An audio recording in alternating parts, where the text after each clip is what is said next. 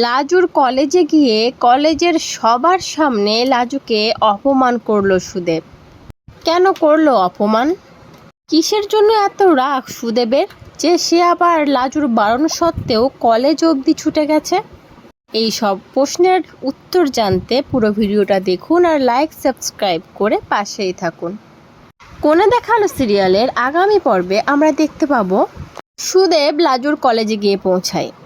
কলেজের সবার সামনে লাজুকে অপমান করতে শুরু করে সুদেব একটা কাগজ বের করে লাজুকে দেখায়, দেখিয়ে বলে, এটা কি কি পাঠিয়েছিস তুই আমাকে? এটা ডিভোর্সের পেপার। তোর সাহস তো বড় কম নয়, তুই আমাকে ডিভোর্স দিবি লাজু? সুদেব এত জোরে কথা বলছিল, কলেজের সবাই ঘুরে ঘুরে তাকাচ্ছিল। লাজু তখন খুব রেগে গিয়ে চিৎকার করে সুদেবকে বলে, তুমি এখানে কেন এসেছো? তোমাকে এখানে আসতে আমি নিষেধ করেছিলাম না? চলে যাও এক্ষুনি এখান থেকে বলছি। সুদেব তখন চিৎকার করে বলতে থাকে, আমি কোথাও যাব না, আমি এইসব কাগজপত্র কিচ্ছু মানি নে, আমি তোর নিষেধ মানি নে লাজু।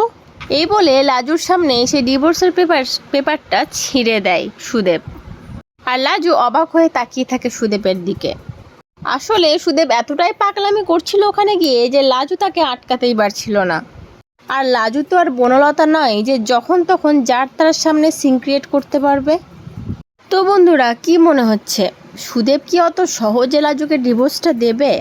আর এদিকে অনুভবের মাও লাজুকে অনুভবের জীবনে ঢুকতে বারণ করে দিয়েছে। নতুন প্রমোতে আমরা সেটাই দেখতে পাবো।